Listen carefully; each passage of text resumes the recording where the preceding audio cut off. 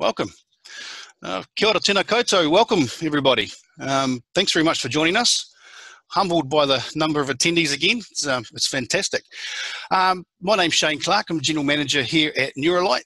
For those of you who don't know, we are synonymous with flat roofs and membranes. We've been doing this for 50 odd years now. And so the last sort of 15, 20 years, we've been promoting the warm roof concept with the insulation outside the structure. Today, we want to talk to you about, I guess, an extension of that, which is, again, insulation outside the structure. But more importantly, it's a new announcement with a product partner, Rockwool, which we're quite excited about. So I'm very lucky today to have a couple of wonderful people on the panel with me. I've got Andrew Hawkins, who's our product manager for Outright. He has extensive experience in the insulation industry, both here and overseas, which sort of explains his accent. I also have Peter Raimondo, a senior building engineer from Oculus. Peter was trained in Canada and has a series of wonderful letters after his name. He's highly qualified. And when we asked his directors if we could borrow Peter, they did warn us that, you know, his slick, smooth voice comes with the fact he can also talk underwater. So we've given him a tight time frame. We're set for 30 minutes. We appreciate that your time's important to you. So the idea is we're going to run through this little webinar, and we're going to leave a few minutes towards the end there for a Q&A session. It's going to be interactive as possible. So I want to start with a poll. Have you heard of Rockwool before? A couple of things with these polls. It actually gets you to start interacting with us on the computer, because actually I can't see you, I'm talking to a black hole. So please come back to us with the Q&As, the chats. We're really keen to get your feedback to make sure that we get the best out of this. One of the unique differences we do with our webinars is that for every attendee, we donate $10 to a chosen charity. So, so far to date, we've raised over $5,000 and supported charities such as the Auckland City Mission, Trees That Count, Kids Can, Habitat for Humanity.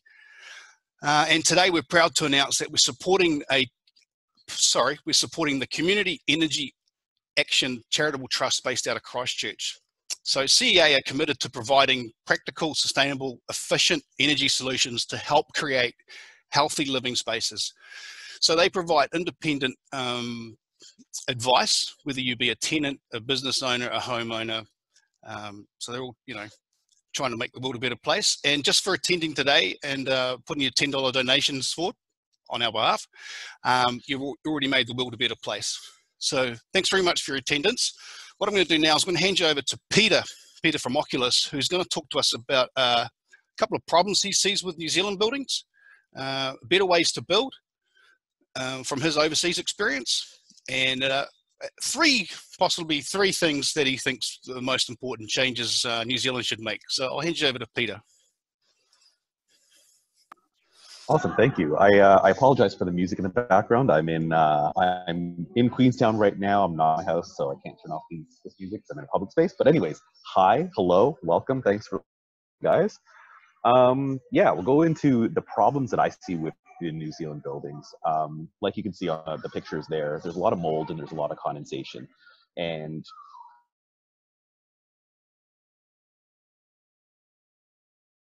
really, buildings don't have adequate ventilation, usually just a window that you open instead of an actual direct fan, a balanced ventilation system, something like that.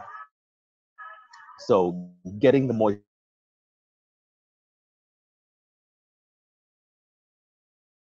when you have those cold surfaces, all the water that's in the air will condense on those cold surfaces. And because is the music too loud, guys? Sorry, I'm just hearing it in the background here, but hopefully it's not. Anyways, we good? Yeah, your voice just cuts right through it, man. Carry on. Perfect. Yep. Awesome. I'm gonna keep going then. So yeah, when you have those cold surfaces in your house, then it really increases the risk of moisture problems, mold, condensation, etc. So insulating is definitely a big important part of that. But just to be extremely clear, insulation is not the only answer. Once you insulate, you also have to have some heating. You have to heat the house. The insulation doesn't create heat, it just keeps it in, so that when you do heat, it reduces the bills that you have to pay to do that heating kind of thing. So it just keeps the heat in better. So you're not spending a fortune trying to heat your house to a proper temperature. So better ways to build from overseas experience. So yeah, I was born and raised in Canada, Toronto, Ontario. So that picture that you're seeing on the screen right there is what I learned when I was in school. We learned all about building science. I did an engineering degree. That's one of the letters behind my name. And so over here you can see a rain screen system. Now this has the insulation within the walls. That's not what we're talking about today, but this is just a picture that I use to describe what a rain screen system is. It's from, I think, the 70s. It's from an old textbook that I had. Basically, the idea is to deflect the water at the rain screen. So you can see at the actual cladding line, you see water going towards it and it drips down. Some water will get through your cladding because that's just kind of what happens with cladding. And so once it gets into that rain screen cavity, you want it to drip downwards and you want it to dry outwards. And then the fourth D is durability. So you want to just think of how to do things. So the 4 Ds once again are deflect, drip, drain, deflect, drain, dry, and then durability. And that's what this kind of describes here. But in terms of what we're talking about today with the external insulation, you would put the insulation within that rain screen cavity. You would put it on the outside of the sheathing line. So you see the sheathing there, you would put the insulation outside of that. And the main advantage of that is you're getting rid of thermal bridges. So you have your studs inside your wall, and you're making sure that instead of having, okay, you have your insulation between the studs, the heat will just escape through the studs, especially if they're metal studs. And so if you are using metal studs, then it's almost mandatory to have external insulation. If you're not using external insulation and you're just stuffing the inside of the studs when they're metal, you're losing, I think, 70% of the R value of that insulation, something like that, 70 to 80%, depending on the stud, depending on the insulation. So yeah, the better way to do it would be to put the insulation on the outside. And we do that all the time in Canada. In like around the whole country, most new buildings are built with external insulation because it honestly makes things easier. You can put your studs up, you put your sheathing on, you put your external membrane, whatever it might be, and then the insulation on the outside of that. And then whenever you want to put your cladding on, you put your cladding on, but you're already dry and warm on the inside, which is really nice. And it's also easier to tie into your roof once it's on the outside because it's all one continuous line. So anyways, that's my basic thing. I'm not going to go through all these different points, but just in the interest of saving time here, the 3 most important changes NZ should make. So this is just examples of external insulation that's on the left there. So that's a wall with a vapor barrier membrane on the outside of the building, and then the external insulation on the outside being held on by some sort of batten system. And then on the right side, that is a thermal camera image of a home. And all those yellow lines is where heat is escaping because those are hot spots on the outside. That's just energy being lost through your studs. So if you have the external insulation, it kind of closes that all up and it would all be the same color. So 3 most important changes NZ should make. I would say, first of all, everyone should be heating their houses because a lot of people heat them and then cool them and then heat them and then cool them. You only heat when you're in the house.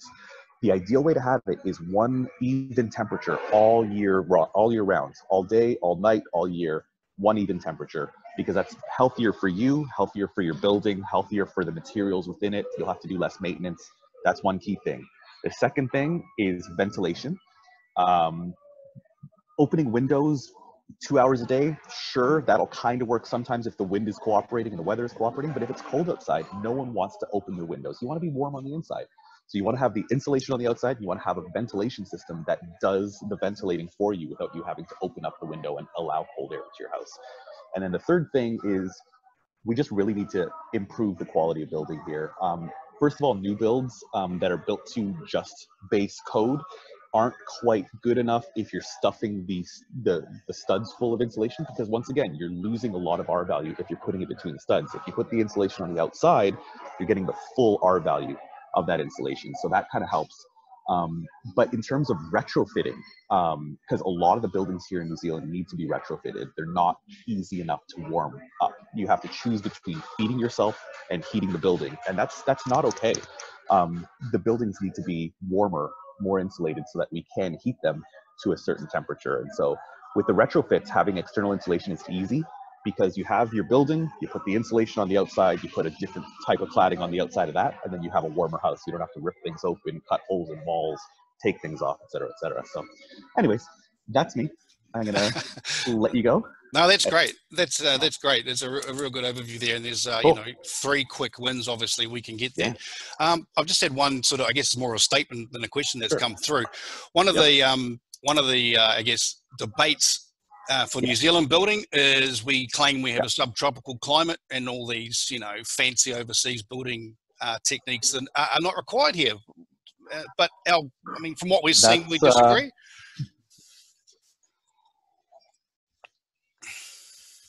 I'm really happy coming here to New Zealand because I can have a lemon tree in my backyard, whereas I cannot in Canada. But if you look at the data, if you look at the actual climate trends here in New Zealand, every single part of the country is a heating climate, meaning that there are more days of the year that you need to add heating rather than add air conditioning. And the key part is overnight, it gets cold. Overnight in Auckland, it goes down to 10 degrees on the regular. And if the interior of your house is 10 degrees, that's not okay. You don't want that. You want to have a nice, warm, toasty inside.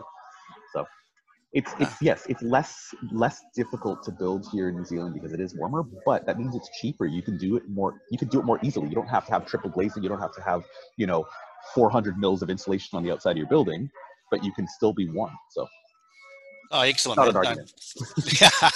No, thank you. Those are very valid points, obviously, in my opinion. So next on the panel, I've got Andrew Hawkins, who I said was our product manager for Outright. Now, Andrew's going to touch on some of the unique properties of the Rockwool product itself. He's going to put it in comparison to our current PIR, and he might even tell you what PIR board is, where it's used in the envelope. And he's also going to give us some situations such as walls, roofs, and etc., where we can use these products. So I'll hand you over to Andrew. Thank you, Shane, and welcome everybody. Thanks, Peter. That was a good insight into how we should do things better. So Rockwool, we're bringing Rockwool into New Zealand. And first of all, I thought I'd talk about the unique properties of Rockwool. So first of all, excellent fire resistance. And just to put that into perspective, there's an EN standard, European standard, and the classification of the product is an A1. That A1 relates to non-combustible, and it means that the product has a very high integrity at extreme temperatures. And this includes the heating and the melting point of the product. So in the case of the product we're going to use, we're looking at a product in excess of 1200 degrees Celsius. So perfect for all of those building environments.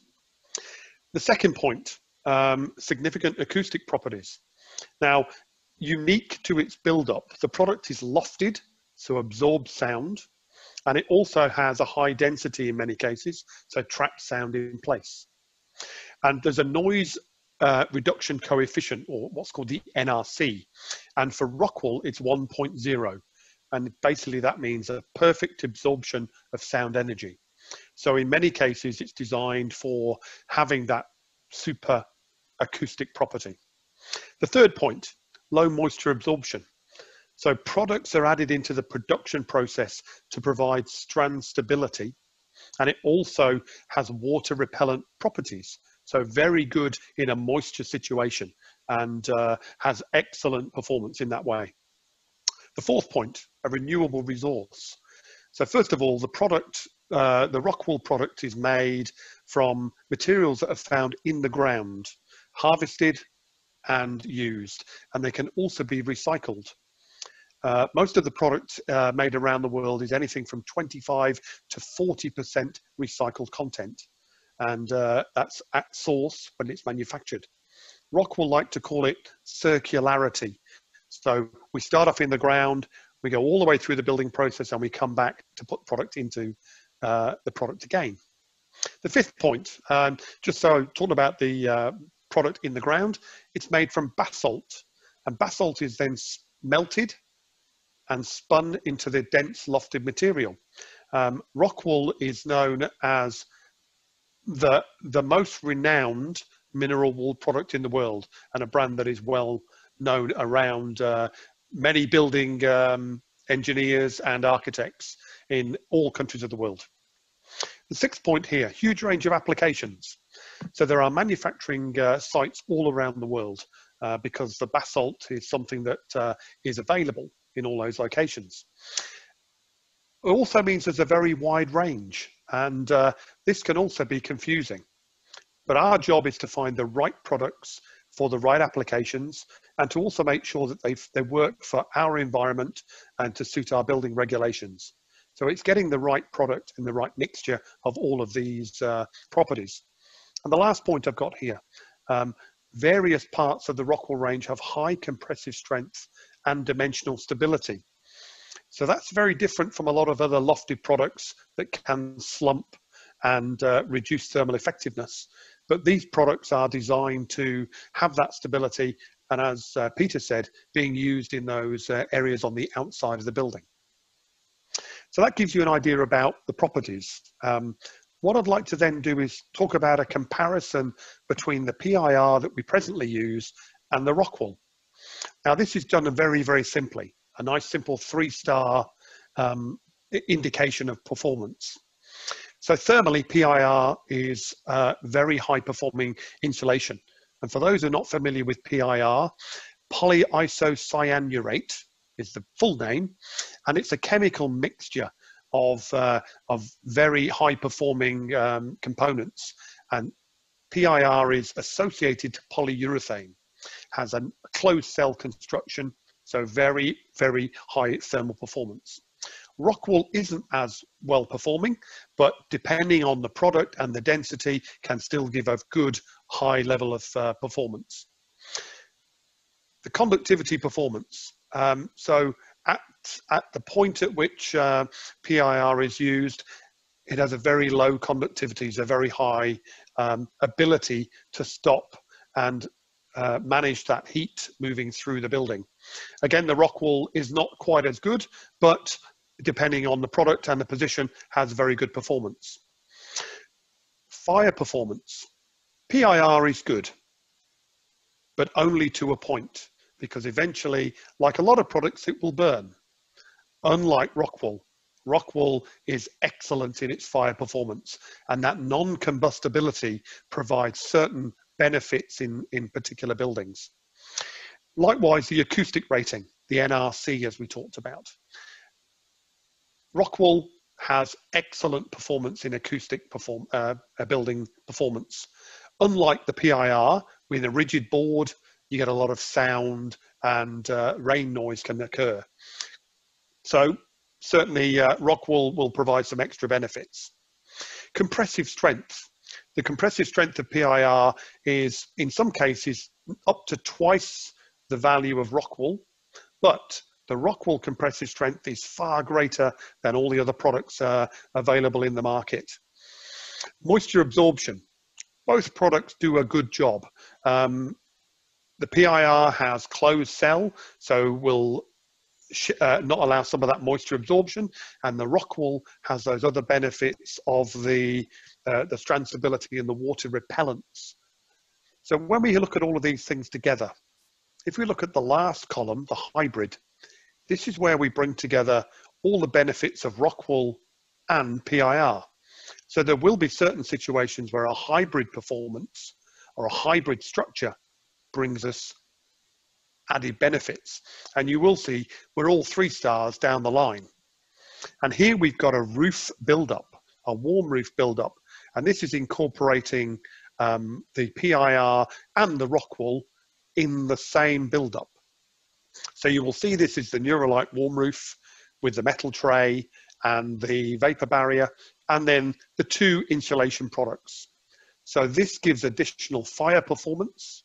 This gives enhanced acoustic performance, but we do also then have the compressive strength of the PIR and of course the stickability, for want of a better word, of the membranes on top of the PIR. So here is an example of the 2 products coming together, and there will be many other examples of hybrid designs where we can bring a range of products together.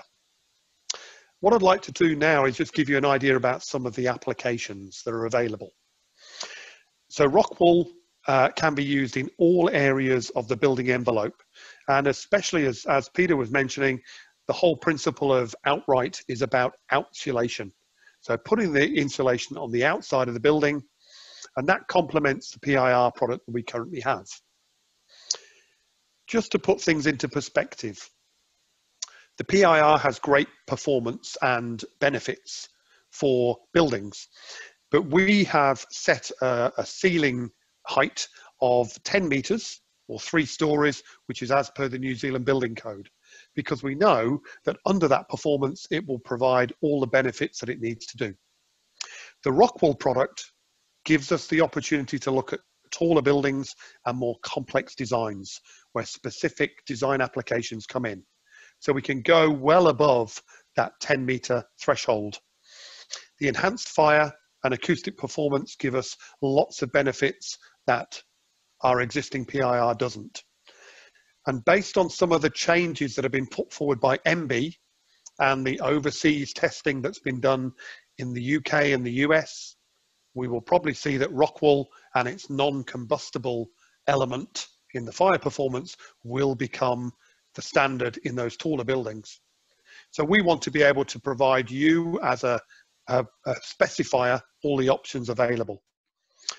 So when we look at applications, very simply, the product can fit into walls, timber, steel, concrete, curtain walling, facade systems. If we look at roofs, flat roofs with membranes, steel roofs, whether they be long run or metal roofs on pitched applications, and the hybrid the hybrid membrane roof that we talked about there, which of course is bringing the two products in unison. Under slab is also an area we can find lots of benefits.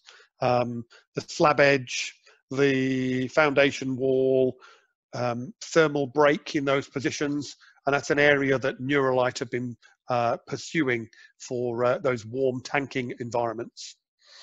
One area that we are also pursuing are the wall junctions in the building envelope.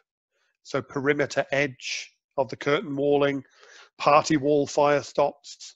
So all those critical areas where fire performance is very important. And that's where the Rockwool product will provide us with some additional solutions. So we feel that we've got a broad range there in order to meet most of the requirements that you're looking for. Nice one. Thanks, Andrew. Thanks for the overview of the Rockwool product. Obviously, when it's combined with the PIR, I seem to get the best of both worlds, don't you? It looks really good. I've just had a quick question come through. I've actually had a lot of questions come through, and they're much appreciated. But this one was for you, Andrew. Are there any instances where we shouldn't be using Rockwool? Very few. Really, it can be used in most areas. What we try and talk about, it can be used anywhere in the building envelope.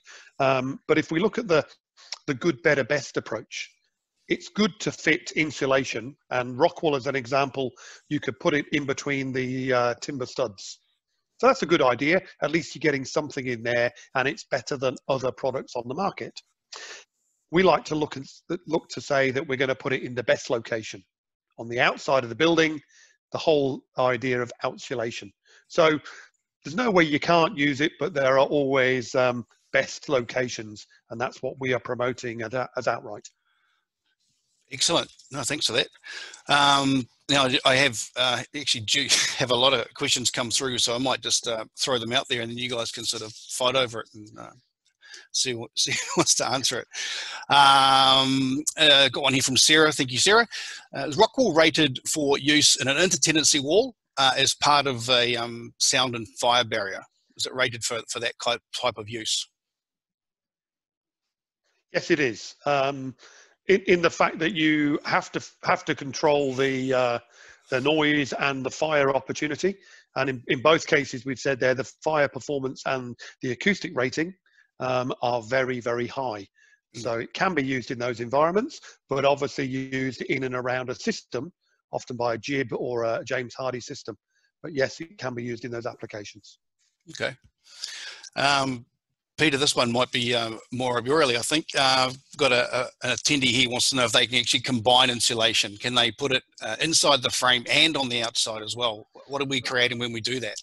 Yeah, I think I answered that over the text. I've been kind of like answering in the background here. But for everyone else, it's you can do so. You definitely can, but there's a rule of thumb. You want 2/3 of the insulation on the outside, the R value that is, and then 1/3 on the inside. You can stray from that a little bit, but you want to do calculations, you want to do modeling. You can't just go and do it because you might be causing problems. You also have to think about your vapor control layers, whether they're vapor barriers or vapor retarders. You have to make sure they're in the right location before you start doing that. But if you follow the 1/3, 2/3 rule, then you're probably okay. Okay. If I may add there, Shane, within Outright and Nuralite, we're able to do those thermal and dew point calculations. So if you've got those kind of queries, let us have a look at your designs early on and at least advise you of the options available. Okay, cool. Another one here from Chris. How does Rockwool compare directly to sort of glass fiber bats as opposed to PIR? I'm not sure if they're looking for a price comparison or performance comparison.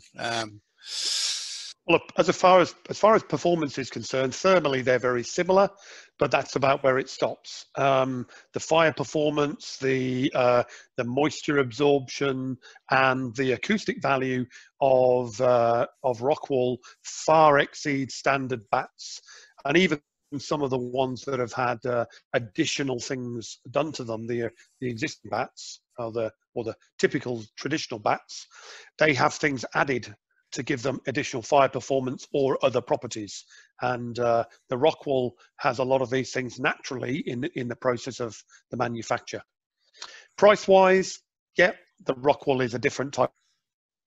Can be used for so many different things. So it's very difficult to look at the direct comparison, but we're happy to talk to you. Okay. Anything, Peter? No, I think he covered it all. Wow. I've got one here about the environmental labels. Rockwool in the US has a declare label. Does that sort of same thing carry over here? Peter, anything to add? No? I'm not sure. Basically, the EPD and declare labels that I'm aware of are mainly based in the US because of the Living Building Challenge. We need to look at the data around different countries and how they make the products, because also they're called different things depending on which market you're in. That's what we need to check, is the spec and how they work. So Okay. Local supply is what we need to make sure we meet. Yeah, sure. Hey, I've got lots of questions here, and I don't think we're going to get through them all in our 30 minutes. I might time for one or two more. I'm glad I got a facade engineer here for this one. Is Nuralite defining how Rockwool's fixed to the wall types of fasteners and spaces? We're not. We're obviously going to be working with the likes of Oculus to come up with build-ups and systems. Yeah. Yeah, so I mean, there's a guide that we use. It's from RDH, which is another building science engineering company in Canada. They're located in Vancouver, I believe, but they have a bunch of different offices around Canada. They have a really easy to follow guide for a bunch of different ways to attach Rockwool to a building. It could be with Z-girts that are horizontal. It could be a system of clips with vertical battens. Or the easiest way, the cheapest way, in my opinion, is you have the Rockwool on the wall, and then you have horizontal ventilated battens, ideally metal, because then you can use it wherever you want. You could use timber if it's a small building, sure. But basically you have these battens and you have screws that go through the batten, through the insulation into a stud, and then that all together you can hang cladding on the outside of it, because it makes a truss system essentially because of the compressive strength of the Rockwool. So cheapest and easiest way to do it, you just screw right through it with battens into the studs, and then you're good to go. Yeah, nice. And that's the same principle we have for the PIR as well. So the same principles are there. It's about the weight of the cladding, it's about the depth and thickness of the insulation, and then obviously the shear loading on the fixing. So we've got some of that information and happy to share. Yeah.